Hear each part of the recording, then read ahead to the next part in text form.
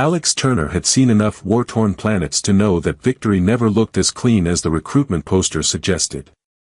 The ruins of Keth Moran stretched before him like the broken teeth of some ancient beast, once proud spires reduced to twisted metal and crumbling stone by 3 months of orbital bombardment. Sector 7 clear, he reported into his comm unit, stepping carefully around debris that had once been someone's home, someone's history, someone's world. No active tech signatures, but there are some interesting architectural fragments that might be worth cataloging. Copy that, Turner, came the voice of Team Leader Morrison. Remember, we're looking for military technology, not art projects. Command wants anything that might give us insight into Vanguard tactical systems. Alex suppressed the urge to point out that understanding a species' culture might be just as valuable as understanding their weapons. 3 years of salvage operations in former Vanguard territory had taught him that the line between art and technology was often thinner than military commanders like to admit. The Vanguard had been humanity's most formidable enemy during the Outer Rim War, 7-foot-tall humanoids with metallic silver skin and the kind of tactical brilliance that had cost the human fleet a dozen colonies before the tide finally turned. They fought with the cold precision of machines, never retreating, never surrendering, never showing anything resembling emotion on the battlefield. Which made the sound echoing from deeper in the ruins so completely unexpected that Alex initially thought his audio sensors were malfunctioning. Someone was crying. The sound was soft, barely audible over the wind that whistled through broken walls, but unmistakably the kind of heartbroken sobbing that transcended species barriers. Alex paused in his documentation, listening to make sure he wasn't imagining things. "Hello?" he called out, his voice echoing off shattered stone. "Is someone there?" The crying stopped abruptly, replaced by the kind of silence that suggested whoever was there was now very aware of his presence. Alex checked his scanner, noting the faint life sign deeper in the structure. Protocol demanded that he report any survivors immediately, Vanguard or otherwise, but something about the desperate quality of that crying made him hesitate. "I'm not armed," he called out, which was technically true if you didn't count the emergency plasma cutter and the stunner he wasn't supposed to admit to carrying. "I'm just here to catalog artifacts." No response, but the life sign hadn't moved. Whoever was there was either hiding or too injured to run. Alex made a decision that would probably get him written up and possibly court-martialed, and followed the signal deeper into the ruins. The path led him through what had once been a magnificent hall, its vaulted ceiling now open to the gray sky and its walls adorned with fragments of murals that suggested the Vanguard had been capable of creating beauty as well as destruction. Broken statues lined the corridor, their faces worn smooth by centuries of weather and recent violence. The life sign led him to a smaller chamber that appeared to have been some kind of memorial or shrine. The walls were covered with carved stone tablets, most shattered but some still bearing inscriptions in the flowing script of the Vanguard language. And sitting among the rubble, still in full battle armor that had seen better decades, was a Vanguard warrior. Alex's first instinct was to reach for his stunner, but the movement died as he took in the scene before him. The warrior was female, her silver skin marked with the ritual scars that indicated high military rank, her pointed ears drooping with exhaustion. She held fragments of broken stone tablets in her hands, tears streaming down her face as she stared at inscriptions she couldn't read anymore. She looked up when Alex entered, and he found himself staring into eyes that held such profound grief that his breath caught in his throat. "I can't take it anymore," she whispered, her voice breaking with exhaustion and despair. The words were spoken in accented but clear human standard, suggesting she'd learned the language during the war. Alex stood frozen, every training protocol screaming at him to call for backup, to restrain the enemy combatant, to follow procedure. Instead, he found himself seeing not a fearsome Vanguard warrior, but someone who looked like their entire world had collapsed around them. Which, he realized with a jolt of understanding, was literally what had happened. "This was your home," he said quietly, not quite a question. She nodded, clutching the stone fragments closer to her chest. "My family's home. For 2,000 years. Her voice carried the kind of pain that came from losing everything that mattered. All of it. Gone. Alex looked around the chamber, noting the careful arrangement of the memorial tablets, the way they formed patterns that suggested family trees or historical records. This wasn't just a building that had been destroyed, it was a library, a museum, a repository of culture and memory that could never be rebuilt. "I'm sorry," he said, the words feeling inadequate but necessary. "You are human," she observed, as if just noticing. "You should be celebrating." "I'm an engineer," Alex replied. "I spend my time trying to build things, not destroy them." "Destroying something like this." He gestured at the ruined memorial. "It doesn't feel like victory." She stared at him for a long moment, as if trying to reconcile his words with everything she'd been taught about human nature. "You do not wish to capture me? To take me for interrogation?" "I should," Alex admitted. "That's what protocol says I should do." But you're crying over broken poetry. That doesn't exactly seem like a threat to galactic security." The comment earned him what might have been the shadow of a smile. "These tablets record the achievements of my lineage. Warriors, yes, but also scholars, artists, healers. Stories of those who built as well as those who fought." She held up a fragment. "This piece tells of my great-grandmother, who composed songs that could make the moons weep with beauty. Could you tell me about her?" Alex asked, surprising himself with the question. The warrior, he realized he didn't even know her name, looked up at him with an expression of cautious hope. "You would want to hear such things. I spend my days cataloging the remains of civilizations. I've learned that the stories are usually more interesting than the technology." She was quiet for a moment, studying his face as if trying to determine his sincerity. "I am Kestravai of the House of Windswept Peaks. And my great-grandmother was the most renowned lyricist of her generation. I'm Alex Turner, engineer third class and apparently amateur archaeologist." He settled himself on a piece of fallen masonry, making sure to keep his distance but showing that he intended to listen. "What kind of songs did she write?" As Kestravai began to speak, her voice growing stronger with each memory she shared, Alex realized he was about to learn more about Vanguard culture in the next hour than humanity had learned in 3 years of war. And he was fairly certain that was going to complicate everything. Alex's comm unit buzzed 40 minutes later, startling both of them out of the story Kestravai had been telling about her ancestor's legendary song duel with a rival court poet. "Turner, status report," Morrison's voice crackled through the static. Alex glanced at Kestravai, noting the way she'd tensed at the sound of another human voice. "Still cataloging, sir. Found some interesting cultural artifacts in the memorial chamber." "Cultural artifacts don't win wars, Turner. Focus on the tech." "Copy that," Alex replied, clicking off the comm and immediately feeling guilty about the lie of omission. "My team leader," he explained to Kestravai. "He's not particularly interested in poetry.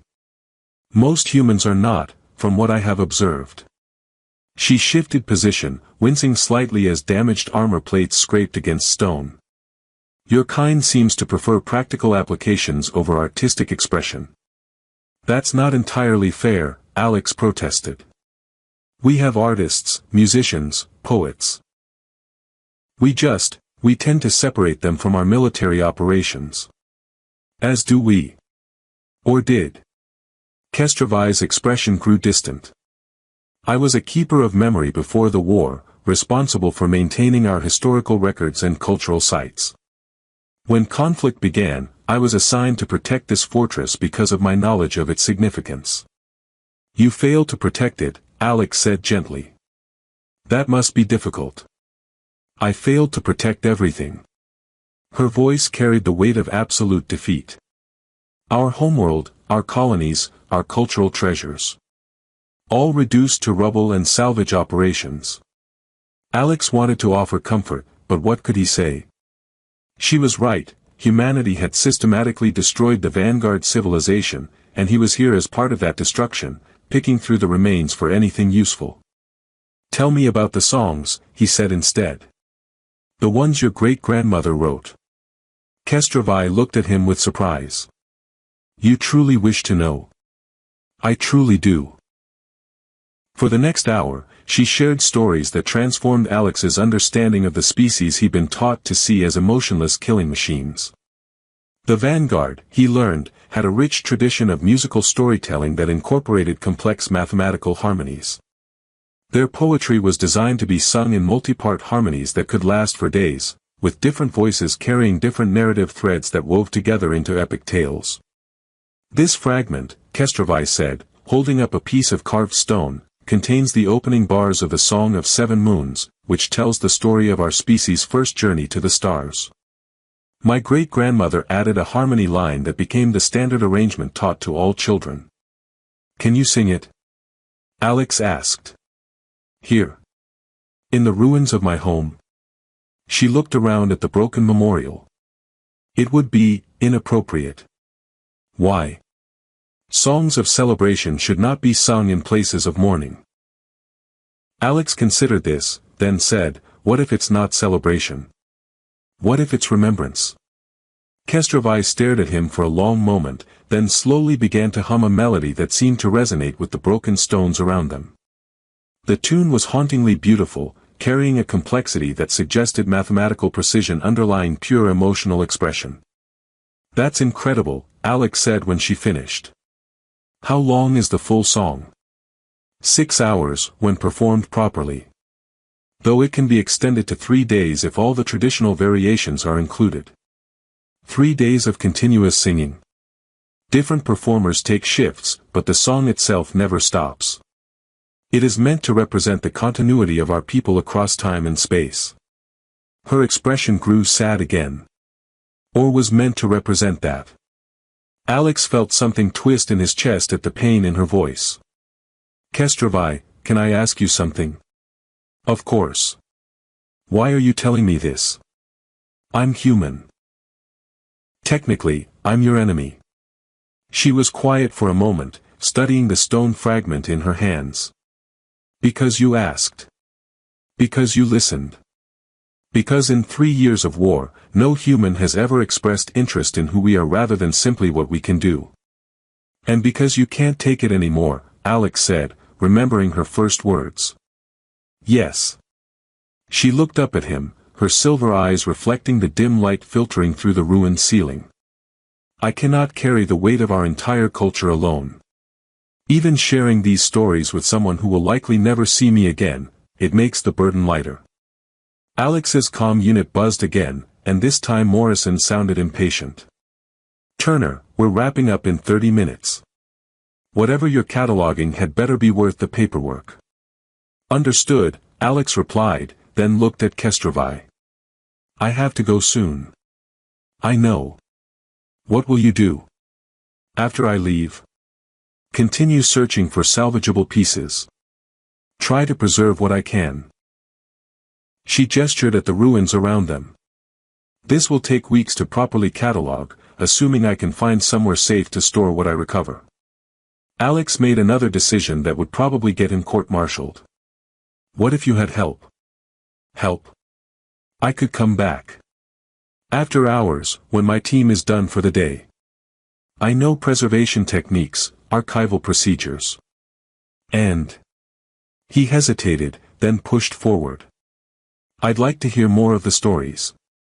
Kestravi's expression shifted through surprise, suspicion, and something that might have been hope. You would risk such a thing? For fragments of a dead culture. For fragments of a living culture, Alex corrected.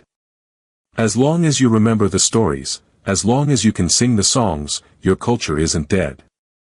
Your military would not approve. My military has a lot of opinions I don't approve of. She was quiet for a long moment, studying his face as if trying to read his intentions. Why would you do this? Alex looked around the ruined memorial, at the broken tablets that had once held the history of an entire civilization, at the woman who was trying to carry the weight of that history alone. Because 3 hours ago, I thought the Vanguard were soulless killing machines, he said honestly. Now I know you're people who compose songs that can make moons weep. That seems like something worth preserving. Kestravi's eyes filled with tears again, but this time they didn't seem to be entirely from grief. The Song of Seven Moons is not the only piece my great-grandmother composed. No. She also wrote love songs. Lullabies. Comedic pieces meant to be performed at festivals. Kestrovai's voice grew stronger. I could tell you about those as well. I'd like that very much. Alex's calm crackled with Morrison's voice calling all team members back to the transport, but for the first time in his military career, he found himself reluctant to follow orders. Tomorrow, he asked. Tomorrow, Kestrovai agreed, and Alex thought he saw the first real smile she'd managed since he'd found her in the ruins. As he headed back toward his team, Alex realized he was looking forward to tomorrow in a way that had nothing to do with military objectives and everything to do with learning more about a woman who was rebuilding her world one story at a time. 3 weeks into their clandestine partnership, Alex had learned more about Vanguard culture than existed in any human military database, and Kestrovai had recovered enough artifacts to fill a small museum. This preservation foam will prevent further deterioration, Alex explained, carefully applying the protective coating to a stone tablet that contained what Kestrovai had identified as a recipe for ceremonial feast bread. Once it cures, the inscriptions should be readable for decades. Your engineering knowledge proves surprisingly applicable to archaeological preservation, Kestrovai observed, watching him work with the focused attention she brought to everything. Were you trained in such techniques? Basic materials preservation is part of any engineering curriculum. I just never thought I'd be using it to save alien poetry. Alex stepped back to examine his work. Though I have to admit, this beats the usual salvage routine of find technology, catalog technology, strip technology for analysis.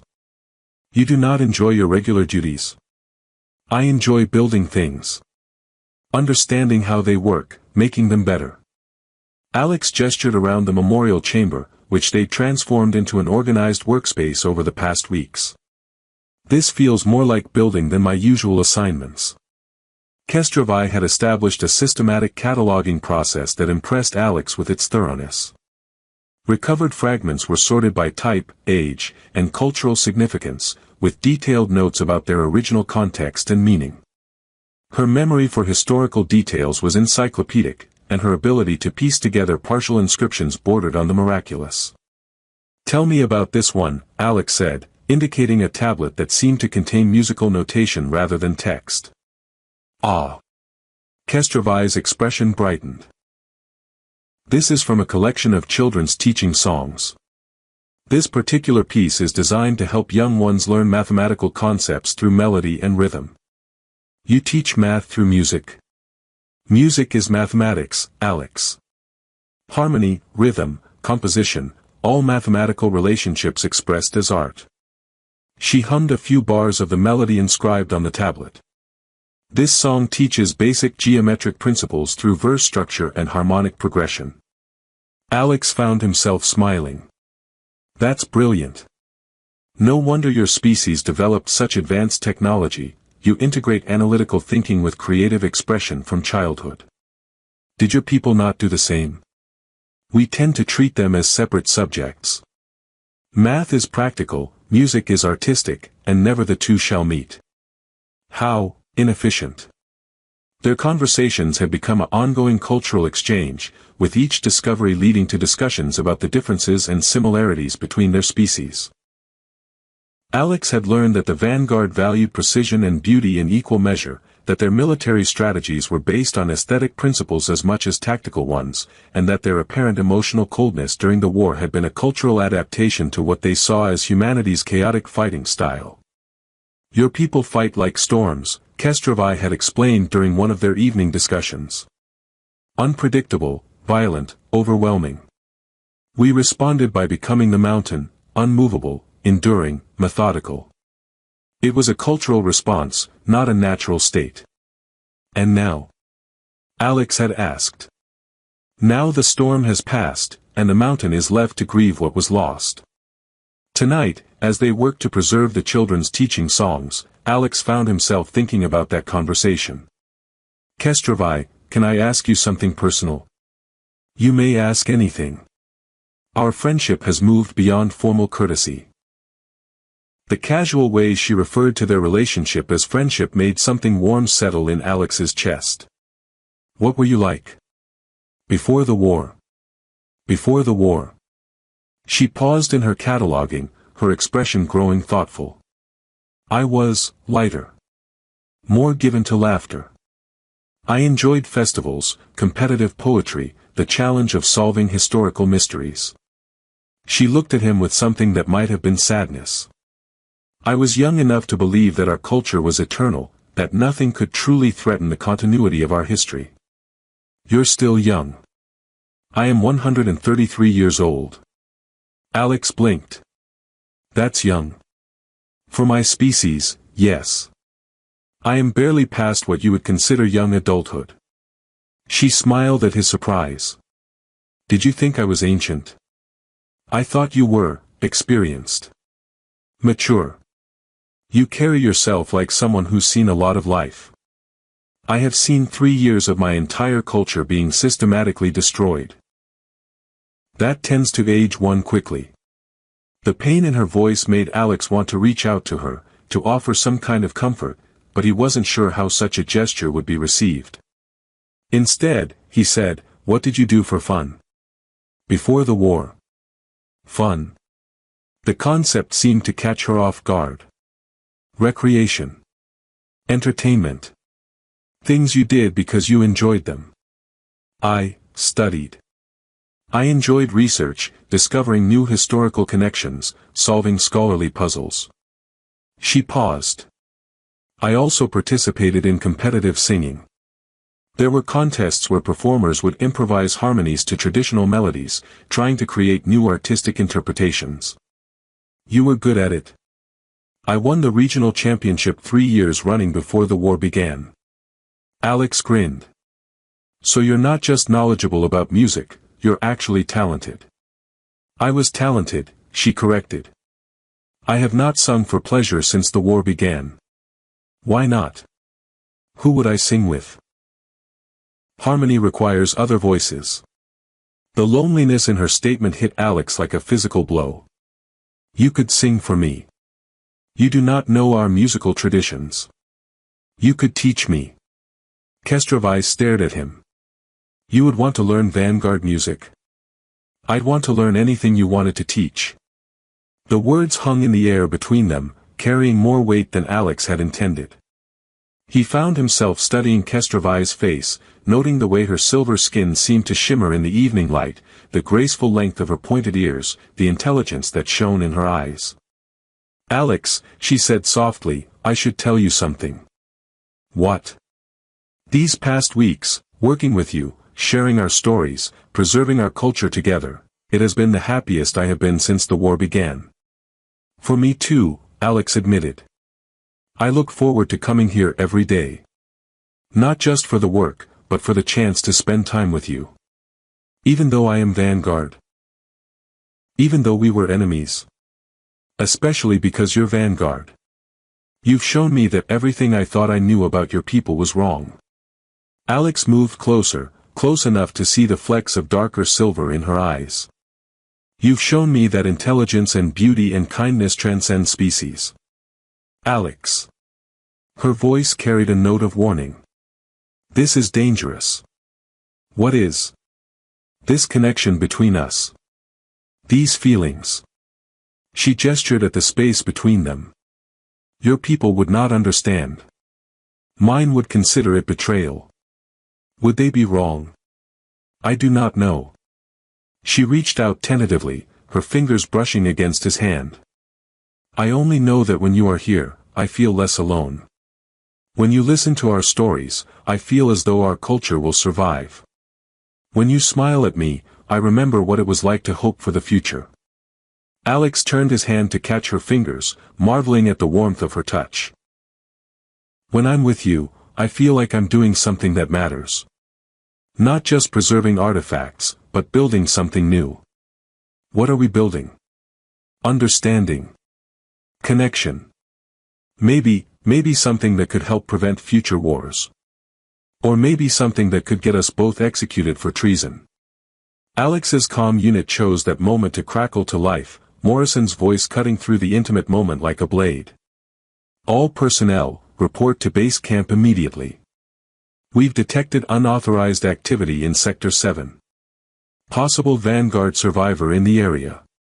Alex and Kestrovai froze, staring at each other as the implications hit them. They know, she whispered. Not necessarily. Could be sensors picking up your life signs, could be someone saw lights in the ruins. Alex's mind raced through possibilities.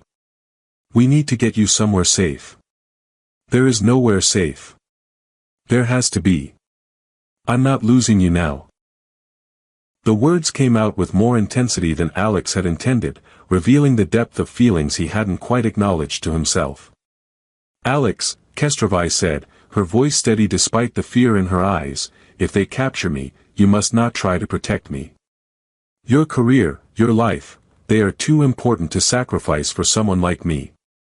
Someone like you. Alex stood up, pulling her with him. You mean someone brilliant, brave, and beautiful? Someone who's dedicated her life to preserving beauty and knowledge.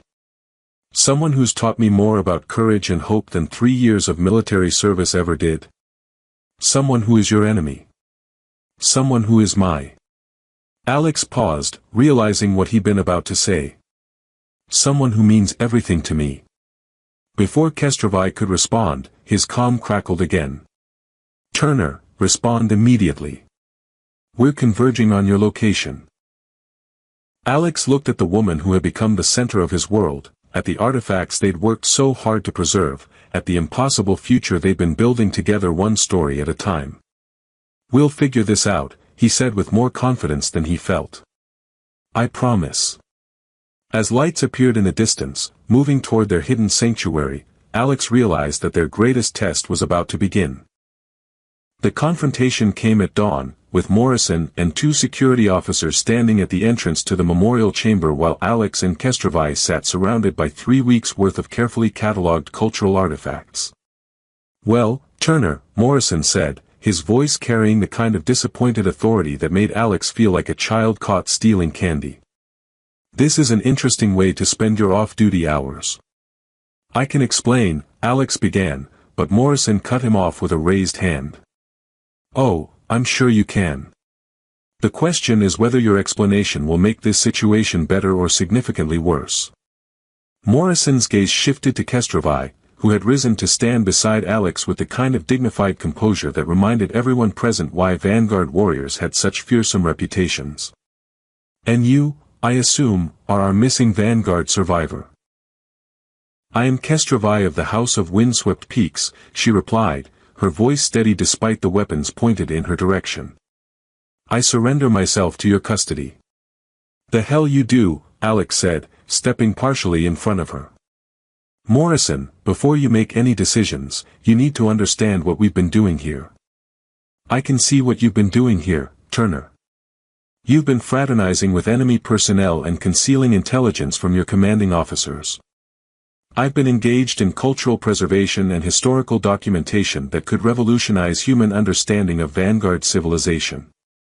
Morrison looked around the chamber, taking in the organized displays of artifacts, the detailed catalog notes, the preservation equipment Alex had requisitioned under various pretexts. Cultural preservation. These artifacts represent thousands of years of Vanguard history, art, and scientific knowledge, Alex said, his words coming faster as he tried to make his case. Poetry, music, mathematical theories, engineering principles, we're talking about an entire civilization's accumulated wisdom. All very interesting, Turner, but irrelevant. The war is over. The Vanguard are defeated. Their cultural treasures are spoils of victory.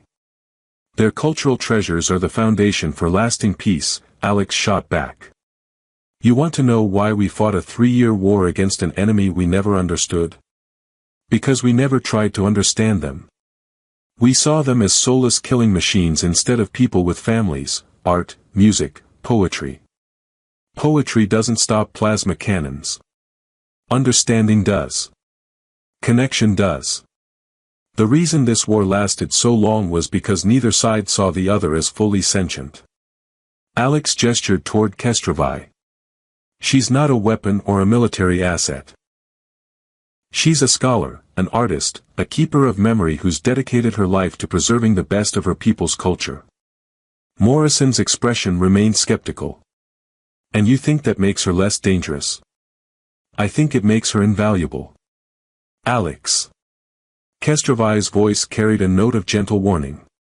You do not need to defend me. I accept responsibility for my presence here. I'm not defending you, Alex said, turning to face her. I'm defending us. I'm defending what we've built together, what we've learned from each other. What exactly have you built together? Morrison asked, his tone suggesting he thought he already knew the answer. Alex looked around the chamber, at the fruits of their 3 weeks of collaboration, at the evidence of two former enemies finding common ground and shared respect for knowledge and beauty. We've built a bridge, he said simply. Between two species that have spent 3 years trying to destroy each other. We've proven that Vanguard and humans can work together, learn from each other, create something better than either could achieve alone. A bridge, Morrison repeated. Turner, do you have any idea how this looks? A human officer secretly meeting with an enemy survivor, helping her recover strategic materials. Strategic materials. Alex gestured toward the artifacts. These are poems, songs, children's lullabies. The only thing strategic about them is their potential to help us understand who we were fighting and why. Nevertheless, unauthorized contact with enemy personnel is treason. Then court-martial me. The words came out with more force than Alex had intended. But first, let me show you what we've accomplished. He moved to the central display where they'd arranged some of their most significant finds. This tablet contains mathematical theorems that could advance human understanding of quantum mechanics by decades. This one describes agricultural techniques that could help terraform hostile worlds. And this, he picked up a fragment covered in musical notation. This is a composition that integrates mathematical principles with artistic expression in ways that could revolutionize how we approach both fields. Morrison examined the artifacts with grudging interest. And she translated all of this. She didn't just translate it. She explained the cultural context, the historical significance, the practical applications. Alex looked at Kestrovai, noting the way she stood with quiet dignity despite the weapons trained on her. She taught me that the Vanguard aren't just warriors, they're a civilization that sees no distinction between scientific advancement and artistic achievement. That's all very enlightening, Turner, but it doesn't change the fact that you've been conducting unauthorized operations. Then make them authorized, Alex said desperately. Morrison, what we've learned here could be the foundation for permanent peace between our species. Kestrovai knows more about Vanguard culture than any living being.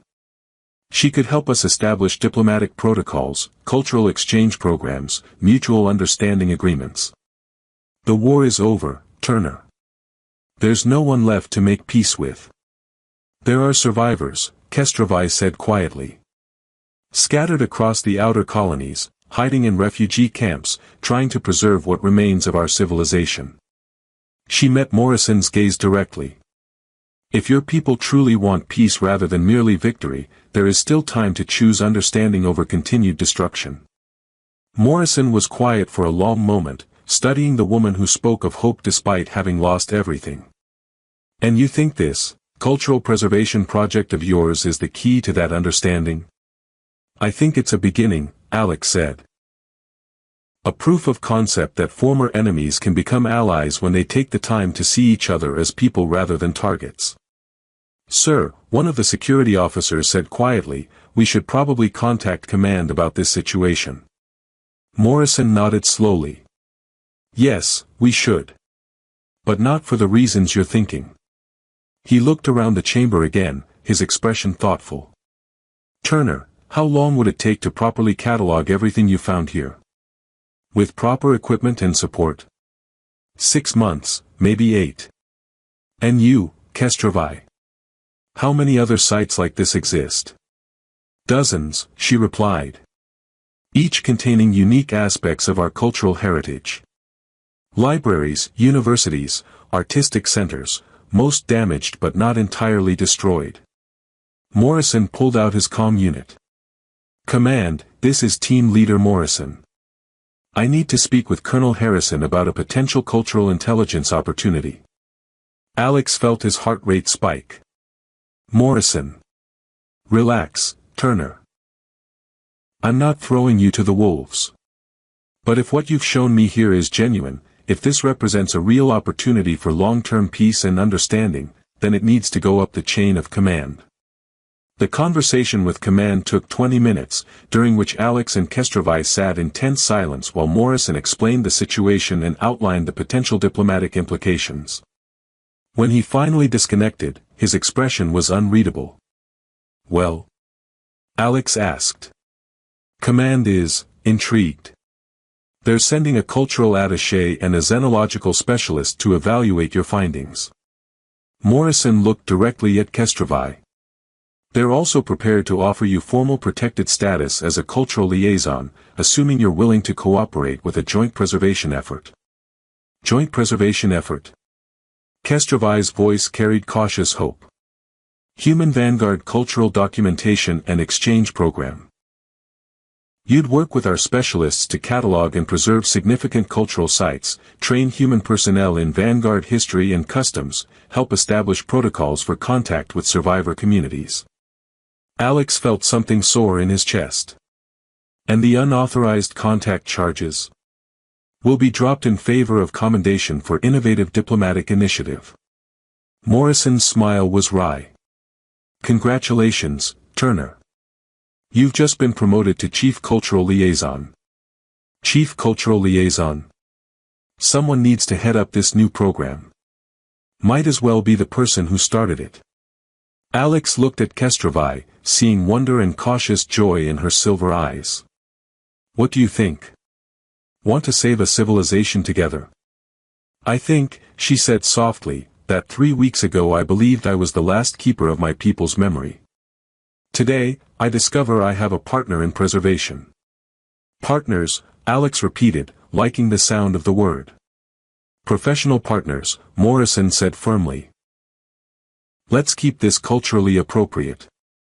6 months later, Alex stood in the observation deck of Cultural Station Harmony, watching ships from both human and Vanguard refugee communities dock at the facility's ports. The Joint Preservation Program had grown from their small beginning in the ruins to a full diplomatic initiative, with Alex and Kestrovai serving as co-directors of the largest cultural exchange effort in galactic history. The newest artifacts arrived this morning, Kestrovai announced, joining him at the viewport. Her new position had given her access to better clothing than battle armor, and Alex still found himself marveling at how elegant she looked in formal diplomatic wear. From the Centauri site. From 3 different locations. We now have enough material to establish a complete record of pre-war Vanguard scientific achievement. She moved to stand beside him, her hand finding his with the unconscious ease of people who'd learned to work as a perfect team. The human xenological team believes some of the mathematical principles could revolutionize space-time theory. Any luck with the musical archives?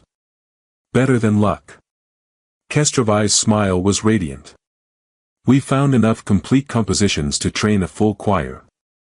The Cultural Center is planning our first joint Human Vanguard concert next month. Alex squeezed her hand gently. Think you'll be ready to sing in harmony again?